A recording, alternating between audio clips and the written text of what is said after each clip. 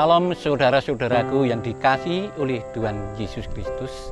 Kasih karunia dan damai sejahtera dari Allah Bapa dan Tuhan kita Yesus Kristus kiranya menyertai kita semuanya. Saat ini saya berada di pegunungan yang indah, namanya Pegunungan Tompe. Kalau saya di sini sungguh-sungguh merasakan kedamaian, karena di sini pemandangan semuanya nampak indah. Inilah karya Tuhan kita yang luar biasa. Saudara-saudara yang dikasihi Tuhan Yesus, kalau saya tadi mengatakan bahwa di sini sangat indah, itu bisa membuat kita damai.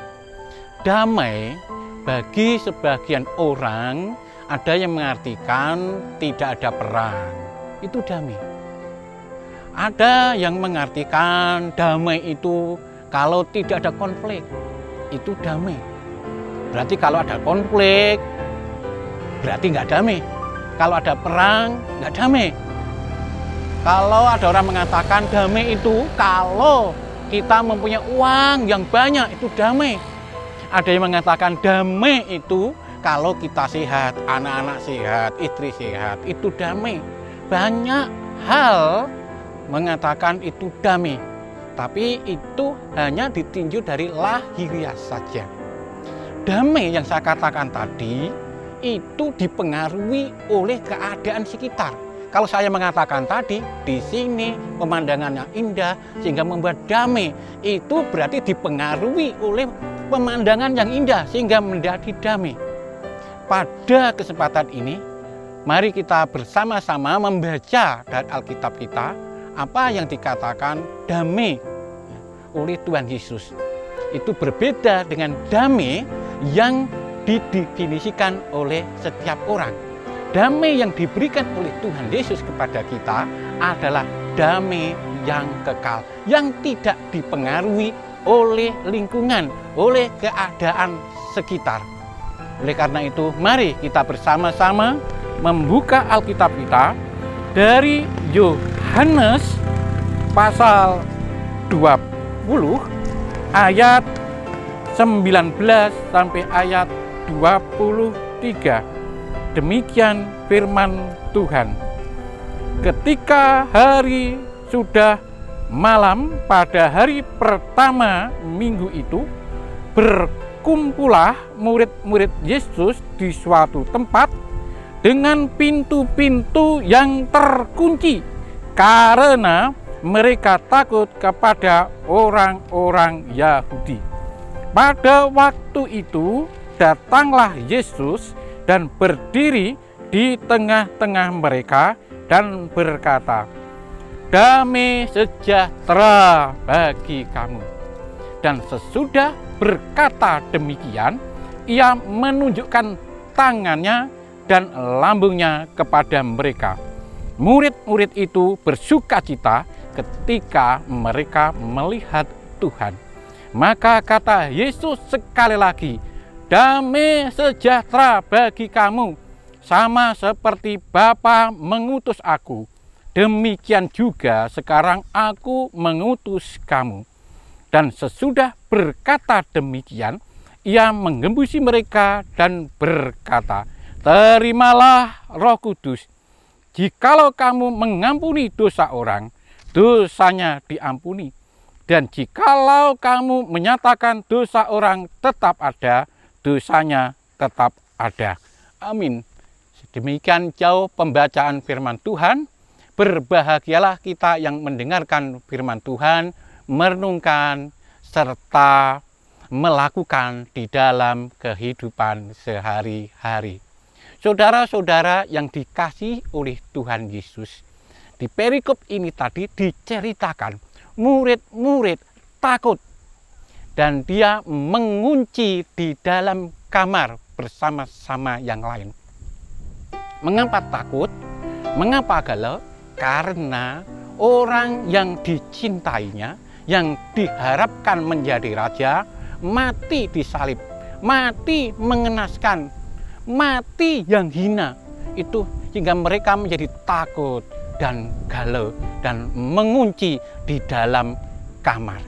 Ketika kamar terkunci, Yesus datang tanpa membuka kunci, tanpa membuka pintu, datang dan memberi damai sejahtera.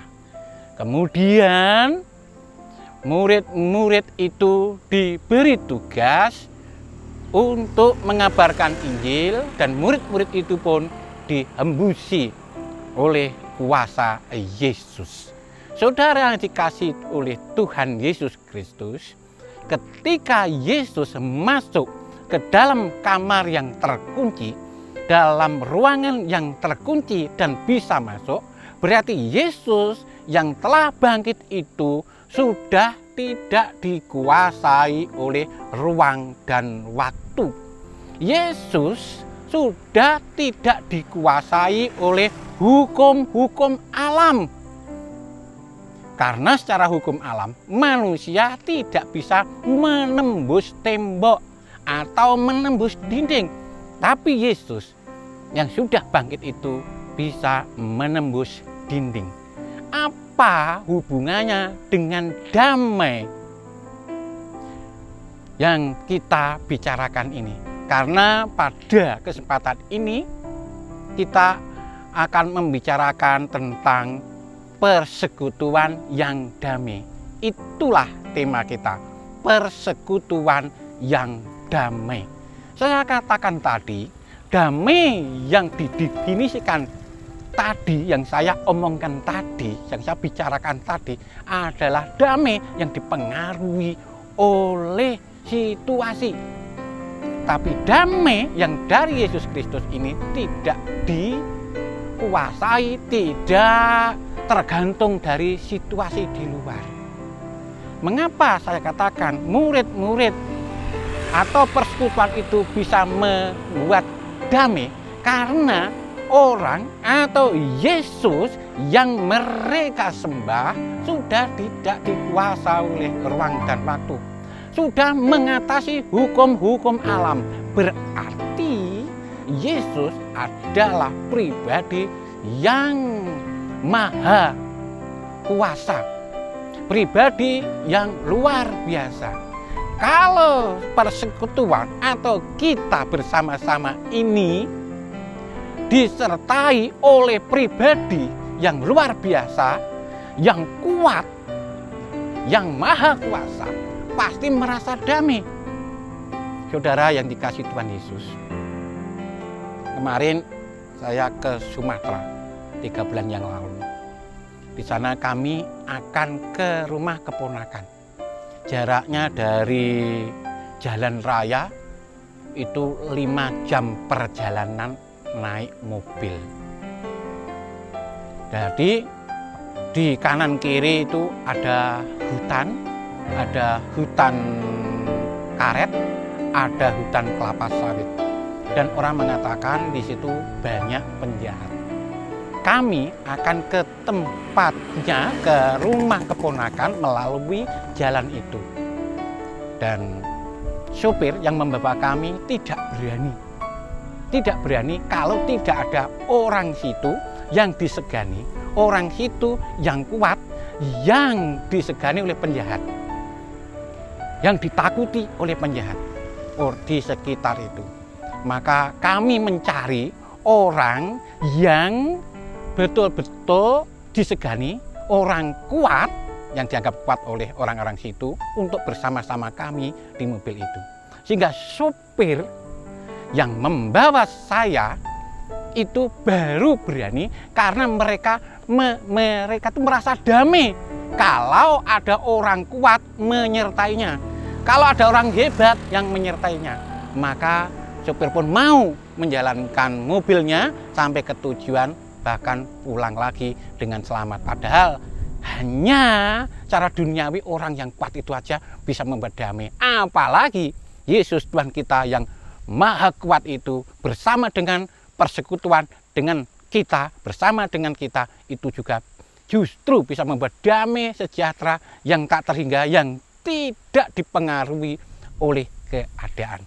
Jadi nomor 1 tadi, karena kita mempunyai Yesus Tuhan yang kuat, yang luar biasa, maka hati kita menjadi damai. Dan damai itu tidak hanya sementara, tapi kekal adanya. Yang nomor 2 adalah orang atau Tuhan yang kita percaya itu Tuhan yang sungguh-sungguh mengerti kebutuhan kita. Tuhan yang sungguh-sungguh mengetahui keinginan, kebutuhan kita semua. Maksudnya begini, ketika Yesus masuk ke dalam rumah itu yang terkunci tadi, yang di dalamnya murid-murid ketakutan, murid-murid galau, murid-murid stres, yang diberikan Yesus apa? Yang diberikan damai sejahtera bagi kamu. Itu diulangi Yesus sampai 2 kali. Kalau satu perikop ada satu kalimat atau kata yang diulang-ulang, berarti itu sangat penting kata itu. Dan kata yang penting itu adalah damai sejahtera. Tidak hanya damai sejahtera, tapi hanya kata-kata, tapi damai sejahtera yang sungguh-sungguh yang bisa dirasakan oleh para murid. Maka para murid waktu itu menjadi sukacita dan takutnya hilang. Jadi mengapa kita semua persekutuan kita menjadi persekutuan yang damai? Karena kita mempunyai Tuhan yang tahu persis kebutuhan kita, yang peduli terhadap kebutuhan kita, yang tidak membiarkan kita dalam keadaan galau. Itulah yang membuat kita, persekutuan kita menjadi persekutuan yang damai. Karena Yesus Tuhan kita telah memberikan damai yang tak terhingga kepada kita. Sekali lagi, Yesus peduli dan mengerti kebutuhan kita, yaitu damai sejahtera, sehingga para murid pun menjadi damai. Itu yang kedua, karena Yesus tahu kebutuhan kita semua. Yang nomor 3, ya, mengapa persekutuan kita menjadi persekutuan yang damai? Karena kita punya Tuhan yang tidak pemarah. Bayangkan saja, kalau saudara-saudara andai kata menjadi Yesus, mungkin saudara marah. Saya bayangkan seperti itu kepada saya. Mengapa saya mengatakan seperti itu? Yesus sudah berulang kali mengatakan bahwa anak manusia, yaitu Yesus Kristus sendiri, akan menderita dan akan mati di salib, tapi pada hari yang ketiga akan bangkit. Itu diulangi beberapa kali oleh Yesus, diberitakan kepada muridnya. Wes dikandani seperti itu, sudah diberitahu seperti itu, tapi ketika Yesus mati, ya, dia merasa galau. Itu kan berarti lupa terhadap apa yang diajarkan oleh Tuhan Yesus. Kalau saudara-saudara mengajarkan berulang-ulang kali, tapi orangnya lupa dan lupa, tidak mengindahkan, pasti marah. Kurang ajar, kita kandani pengen bolak-balik tapi gak ngandel, ora mbok eling-eling, mbok ragu-ragu terus. Kan begitu, marah. Tapi Yesus bukan Tuhan yang pemarah, tapi Tuhan yang betul-betul lemah lembut, Tuhan yang betul-betul sabar. Itulah yang membuat persekutuan itu mempunyai persekutuan yang damai. Karena punya Yesus yang tidak pemarah, punya Tuhan yang sabar, punya Tuhan yang sungguh-sungguh mengerti keadaan. Maka persekutuan seperti itu adalah persekutuan yang damai. Dan yang terakhir adalah persekutuan yang di dalamnya ada Yesus, pasti persekutuan itu menjadi persekutuan yang damai. Mengapa? Karena sumber damai sejahtera tidak ada lain, tidak ada bukan hanya dari Yesus semata. Sebab Yesus adalah sumber segala yang baik, sumber damai sejahtera, sumber dari kehidupan. Dia adalah sumber segala-galanya yang baik bagi kita. Maka ketika persekutuan Yesus hadir di situ, maka persekutuan itu menjadi persekutuan yang penuh damai. Maka undanglah Yesus dalam setiap persekutuan, sehingga persekutuan itu ada damai sejahtera, menjadi persekutuan yang penuh kedamaian. Amin.